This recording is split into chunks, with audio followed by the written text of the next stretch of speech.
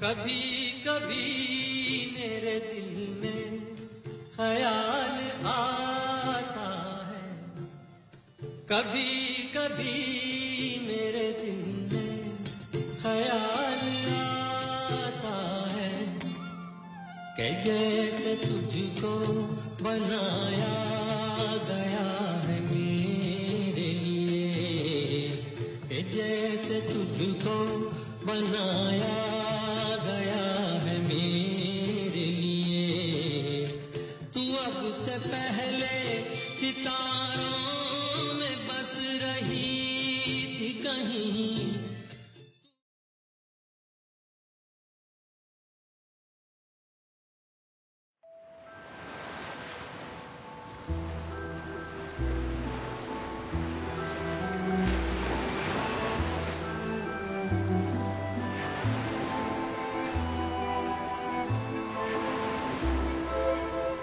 జీవితం సమయం రెండు వేరువేరైనా ఒకటే. మన జీవితం సమయంతో ముడిపడి ఉంటుంది. మనం ఏం చేసినా ఎలా చేసినా సమయం దాని లెక్కలోకి తీసుకుంటుంది. ఇక్కడ ప్రతి ఒక్కరికి వాళ్ళ వాళ్ళ జీవితం ఉంటుంది, సమయం ఉంటుంది, వాళ్ళ పనులు వాళ్ళకు ఉంటాయి. ఒకరితో ఒకరికి సంబంధం ఉండదు. వెయిట్, ఉంటుందా? అసలు ఇదంతా ఎందుకు చెప్తున్నానంటే దీనికి ఒక చిన్న రీజన్ ఉంది. అది ఏంటంటే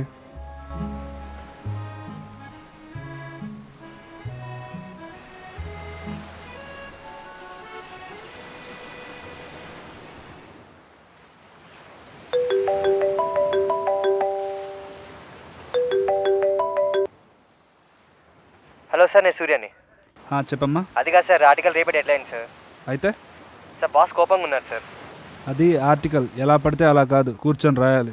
అలా కాదు సార్, మరి ఎప్పుడు ఇస్తారు సార్? అలా అంటే కాదు, రేపు ట్రై చేస్తాను. సరే సార్, నేను బాస్కి ఏదో చెప్పుకుంటానే సార్. ప్రతి ఓడికి సమాధానం చెప్పాల్సి వస్తుంది. బేసిక్గా నేను ఒక రైటర్ని. మ్యాక్స్ 1 ఇయర్కి ఒక బుక్ రిలీజ్ చేస్తాను. ఖాళీగా ఉండడం ఎందుకని ది వీక్ మ్యాగజైన్లో నాకు ఒక కాల్మ్ ఆఫర్ చేస్తే ఓకే చేశాను. ఇప్పుడు ఎవ్రీ వీక్ వాళ్ళకు ఒక ఆర్టికల్ రాసి పంపాలి.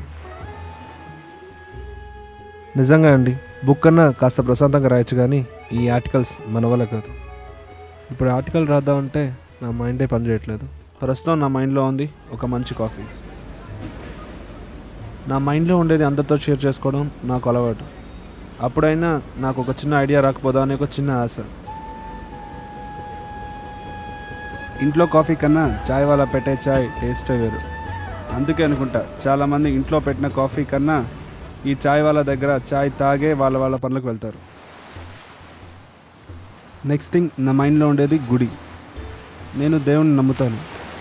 నా సక్సెస్లో నా హ్యాండ్ ఎంత ఉందో ఆయన హ్యాండ్ అంతే ఉందని నమ్ముతాను. మార్నింగే గుడికి వెళ్ళొస్తే ఆ రోజంతా హాయిగా ఉంటుంది. ఇక last thing in my mind, నా ఇల్లు, నా table, where my entire work happens. Wait a second, పైన ఉన్న 3 విషయాల్లో మీకేమైనా లింక్ కనిపిస్తుందా? Let me explain. మార్నింగ్ లేయంగానే దేవుడికి దండం పెట్టుకుంటాం, తర్వాత చాయ్ తాగుతాం, తర్వాత ఎవరి పనులకు వాళ్ళు వెళ్ళిపోతాం. ఇప్పుడు పూజారి గుళ్ళో పూజ చేయకపోయినా, చాయ్ వాళ్ళ చాయ్ ఇవ్వకపోయినా రోజంతా ఏదోలా ఉంటుంది. వాళ్ళలో వాళ్ళకి కనెక్షన్స్ ఉంటాయండి. మార్నింగ్ పూజారి పూజ అవ్వగానే చాయ్ తాగుదాం అనుకుంటాడు. చాయ్ వాళ్ళ మొదటి బోని అవ్వగానే దేవుడికి దండం పెట్టి గుడికి వెళ్దాం అనుకుంటాడు.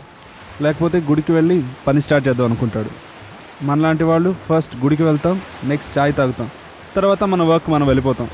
ఈ మూడిట్లో ఏది బ్రేక్ అయినా మన మార్నింగ్ పెద్దగా జరగదు, మనకి రోజు పెద్దగా బాగోదు, ఏదో మిస్ అయిన ఫీలింగ్.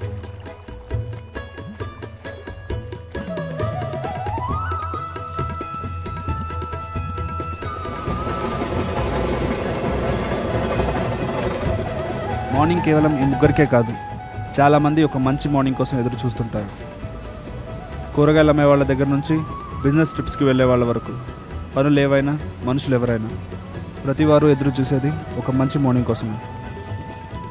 ఎందుకంటే ప్రతి ఉదయం ఒక కథ ఆరంభం.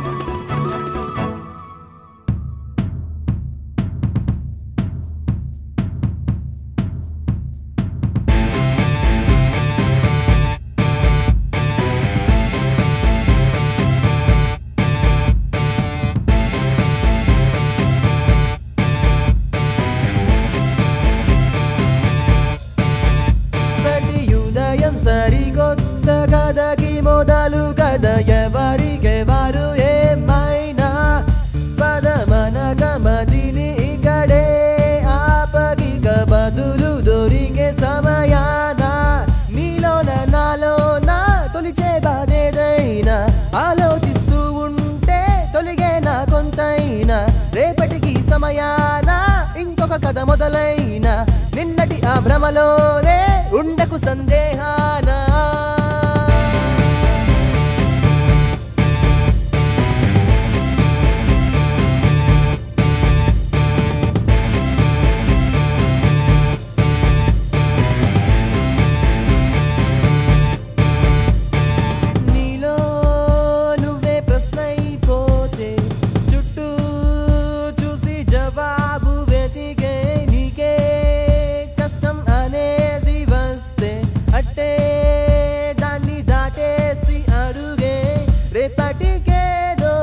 కొత్తది ఉందని ముందడుగేస్తూ సాగిపోవాలి చీకటి రేయిని చీల్చే రవి కిరణమై నలుగురిలో వెలుగును నింపాలి ప్రతి ఉదయం సరికొత్త కథకి మొదలు కథ ఎవరికెవరు ఏమైనా పదమన గమదిని ఇక్కడే ఆపకిక బదులు దొరికే సమయాన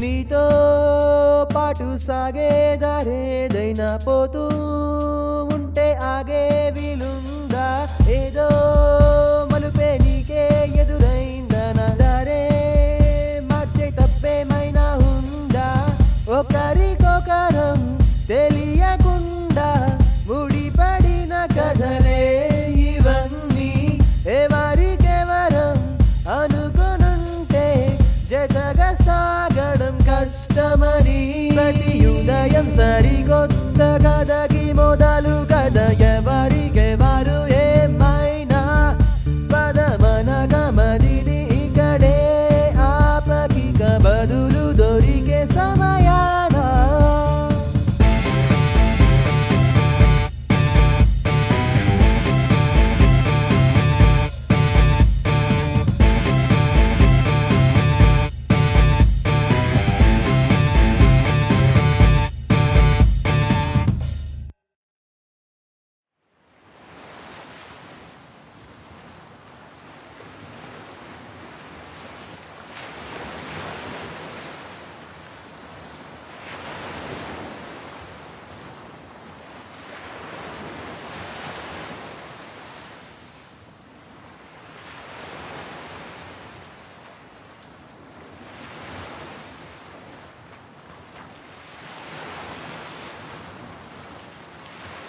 హలో సూర్య, సార్ చెప్పండి సార్.